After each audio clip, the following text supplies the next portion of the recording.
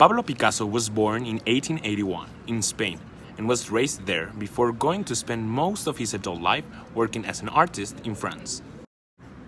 He showed passion and skill for drawing from his early years. At the age of 7, Picasso began to receive formal artistic training from his father in figure drawing and oil painting. In 1895, his family relocated to Barcelona, and Picasso's father began working at the School of Fine Arts. His father persuaded officials there to let his son take an exam for an advanced class. As a result, Picasso was admitted at the age of 13. Picasso created his work throughout his lifetime and spans from his early childhood until his death. He especially admired the works of El Greco, a Greek painter. Elements such as elongated limbs, arresting colors, and mystical visages are echoed in Picasso's later work.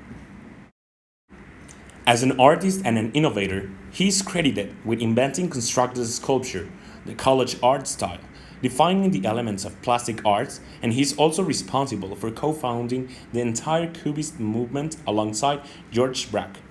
Picasso's ability to produce works in an astonishing range of styles made him well respected during his own lifetime, and around 1906, soon after he had met Georges Braque, his palette darkened, his forms became heavier and more solid in aspect, and he began to find his way towards Cubism.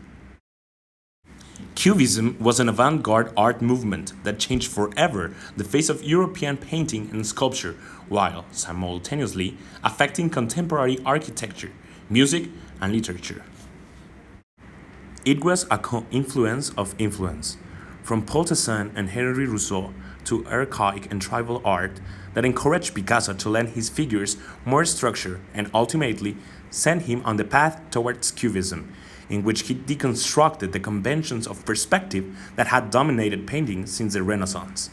These innovations would have far-reaching consequences for practically all modern art, revolutionizing attitudes to the depiction of forms in space. The blue period of Picasso is the period between 1900 and 1904, when he painted, essentially, monochromatic paintings in shades of blue and blue-green, only occasionally worn by other colors. These somber works, inspired by Spain but painted in Paris, are now some of his most popular works, although he had difficulty selling them at the time. Picasso was influenced by a journey through Spain and by the suicide of his friend Carlos Casagemas. At this time, Picasso was very open to artistic influences around him, and events of these years would have a major effect on him. For example, the exhibition of the Fauve works, particularly those of Henri Matisse. Picasso's depression didn't end with the beginning of his Rose period. In fact, it lasted until the end of his Cubist period, which was his neoclassicist period. It was only then when Picasso's work began to show the playfulness that would remain a prominent feature of his work for the rest of his life. This particular Picasso's painting was shocking even to his closest artist friends, both for its content and for its experimentation. As a matter of fact, nudity was not itself unusual. The breaking point was Picasso painting women as prostitutes in aggressively sexual postures. Their blatant sexuality is more evident in the faces, which are rendered mask-like, suggesting that their sexuality is not only aggressive, but also primitive. On the other hand, Picasso abandoned the Renaissance illusion of three-dimensionality, instead presenting a radically flattened picture plane that is broken up into geometric shapes. Hence, the body of the standing women in the center is composed of angles and sharp edges.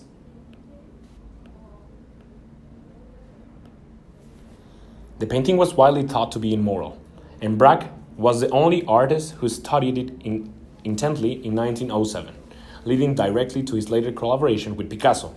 Because it predicted some of the characteristics of Cubism, Les Demoiselles is considered proto. In this painting, Braque shows the influence of Picasso's Les Demoiselles and the work of Paul Cézanne.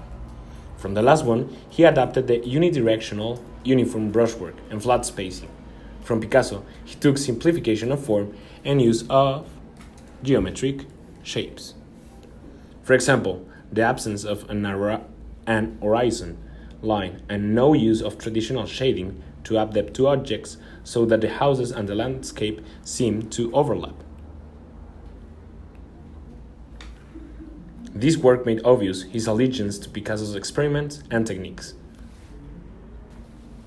By 1909, Picasso and Braque started to collaborate, painting largely interior scenes that included reference to music, such as musical instruments. In this early example of analytic cubism, Braque was experimenting with shallow spacing by reducing the color palette to neutral browns and grays. The piece indicates Braque's attempt to show the same item from different perspectives.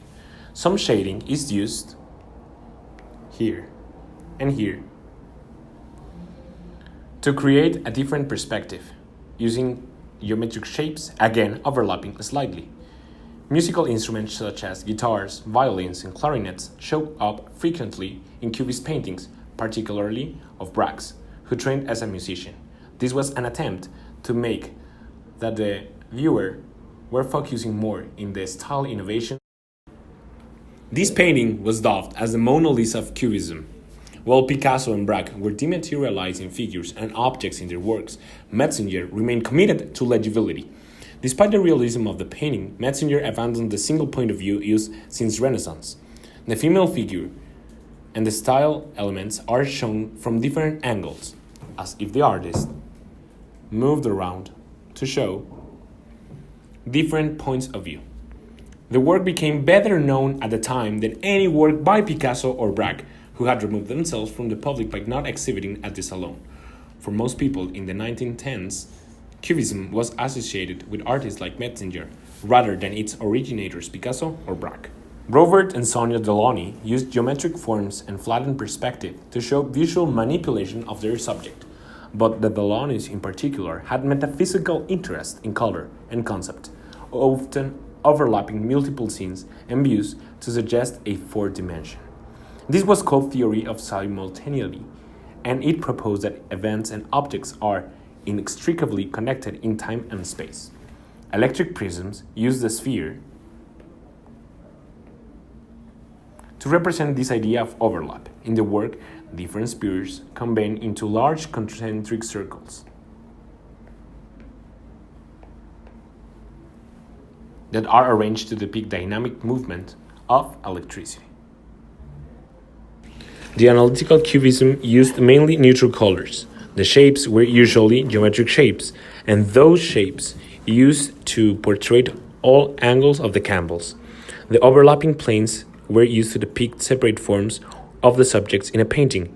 Signs and indications were used so that the object was represented. The visual weight was fusing one with another with the surrounding space. Typically, forms are compact and dense in the middle of the painting, growing more diffuse toward the edges. The scale are usually two-dimensional pictures plane, and it refers to real objects in terms of identifiable details, structure, and monochromatic approach. In the synthetic cubism, color is extremely important in the object's shape because they become larger and more decorative. The shape is a combination of forms in the picture, and those shapes form patterns so you can see them from all angles in the canvas. The visual weight is usually a wide variety of extraneous materials, like a collage. Textures, well, this collage technique emphasizes the difference in texture so that they can create different planes and perspective. The balance usually surfaces that give a sense of depth. The scale is a two-dimensional picture plane, just like in the analytical period. The proximity has an effect to create the illusion of real object. The movement poses the question of what's reality and what is an illusion in the painting.